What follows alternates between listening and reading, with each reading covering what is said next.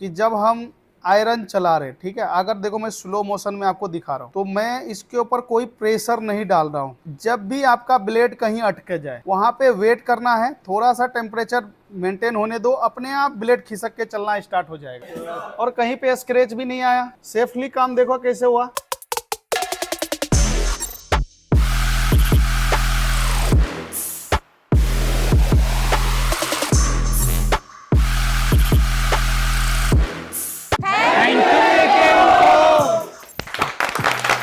देखिए काफी सारे टेक्नीशियन का ये प्रॉब्लम होता है कि सीपीयू तो निकाल लेते हैं ब्लैक पेस्टेड, बट इसका ग्लू कैसे क्लीन करेंगे।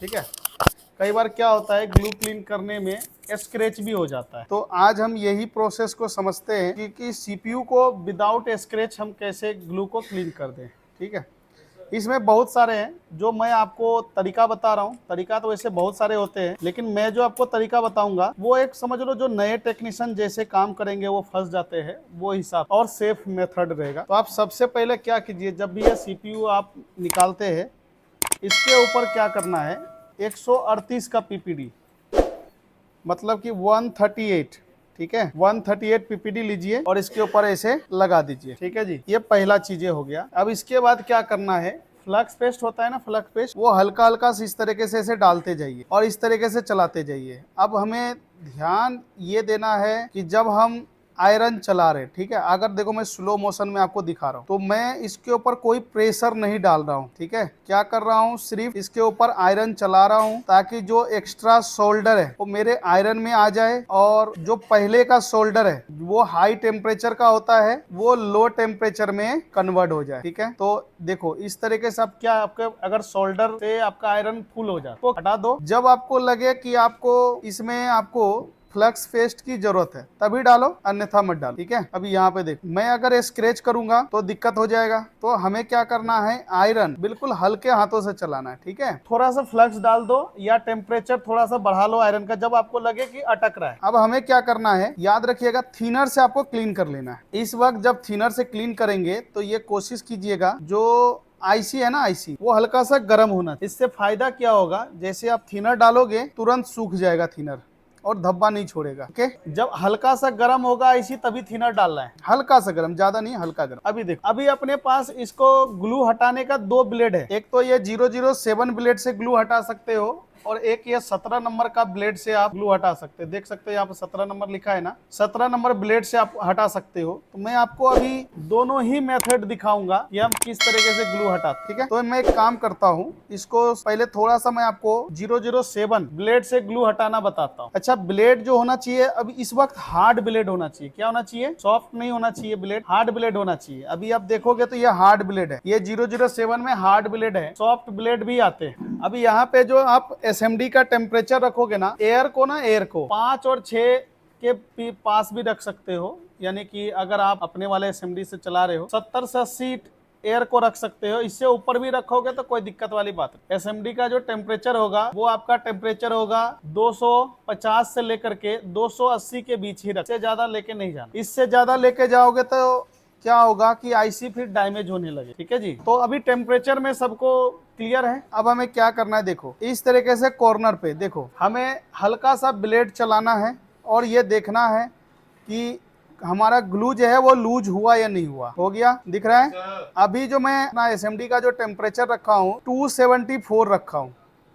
कितना रखा हूँ, 274। देखो क्लीन हुआ। अभी इतने कम टेम्परेचर में क्यों इसका ग्लू वगैरह हट जाएगा, क्योंकि इसके बीच में जो पीपीडी बॉल बना हुआ था वो तो हैवी टेम्परेचर का था जो इतने टेम्परेचर में नहीं निकल। इसीलिए हमने क्या किया, 138 पीपीडी डाल करके उसको टेम्परेचर को कम कर दिया। तो अब क्या होगा कि 250 के टेम्परेचर में भी देखो ग्लू कितने आसानी से निकल रहा है। ठीक है जी, देखो निकल रहा है ना। आपको ब्लेड को जो है ना, ब्लेड को धकेलना नहीं है जबरदस्ती, हल्के हाथों से चला, बस हल्के हाथों से ब्लेड आपका अपने आप चलेगा। अगर कहीं ब्लेड अटक रहा है, रुक रहा है, तो आप वहां पे वेट कर सकते। देखो एक तो ये तरीका हो गया। ठीक, दूसरा तरीका क्या है, चलिए मैं आपको 17 नंबर ब्लेड से मैं आपको काम करके दिखाता हूँ। जैसे ये ब्लेड, अब इस ब्लेड से हम कैसे काम करेंगे, तो देखो सबसे पहला काम देखो मैं यहाँ से स्टार्ट कर रहा हूँ। अभी हमें हीट जो है ना, हीट आईसी पे नहीं करना, ब्लेड पे करना है। कहाँ करना है? ब्लेड पे। देखना अब देखो मेरा एसएमडी का टेम्परेचर कहाँ पे जा रहा है? ब्लेड पे जा रहा है। तो देखो ब्लेड मेरा अपने आप भागना स्टार्ट होगा। ध्यान देना, कहाँ पे देना है टेम्परेचर?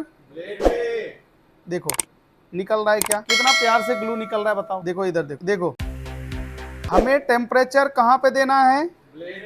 आईसी पे देना ही नहीं है। जो आपके मन में ये सवाल उठेगा, सर आईसी खराब तो नहीं होगा? अच्छा, टेम्परेचर अभी भी वही है जितना मैंने रखा था, बताया था 274, मैंने कि 274 का। देखो ठीक है भाई, देखो कितना अच्छे से क्लीन हो रहा है। इसी प्रकार से हमें क्या करना है, इधर के साइड भी क्लीन कर लेते हैं। जब भी आपका ब्लेड कहीं अटके जाए, वहां पे वेट करना है, थोड़ा सा टेम्परेचर मेंटेन होने दो, अपने आप ब्लेड खिसक के चलना स्टार्ट हो जाएगा। अच्छा, इसमें जो लिखावट है ना, लिखावट ये आपको नीचे की तरफ रखना है। इसे, इस बात का आप जरूर ख्याल रखिएगा। देखो कितना अच्छे से ये ब्लेड से ग्लू निकल रहा है, देख सकते हो। स्क्रैच कब आता है?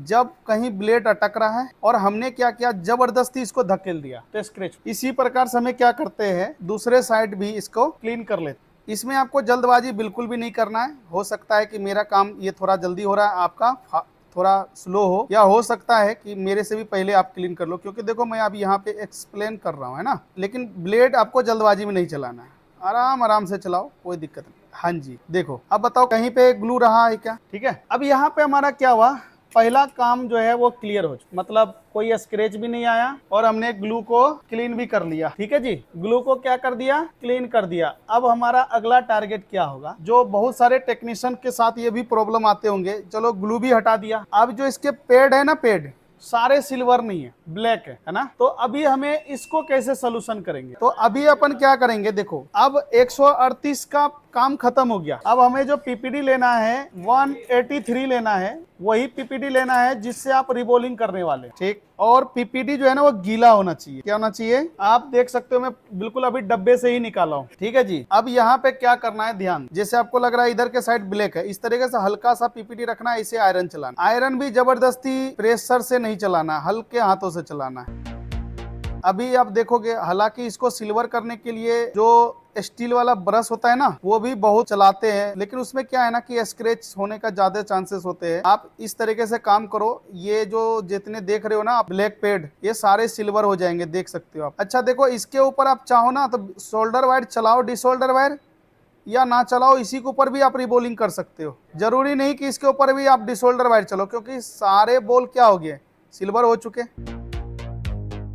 क्या समझ में आया? अब ये हल्का हल्का बोल जो बन गया ना, इससे एक फायदा होगा, जब आप रिबोल करोगे एक्सटेंसिल फंस जाएगा। अब हमें इसको क्लीन कर लेते हैं थिनर से एक बार।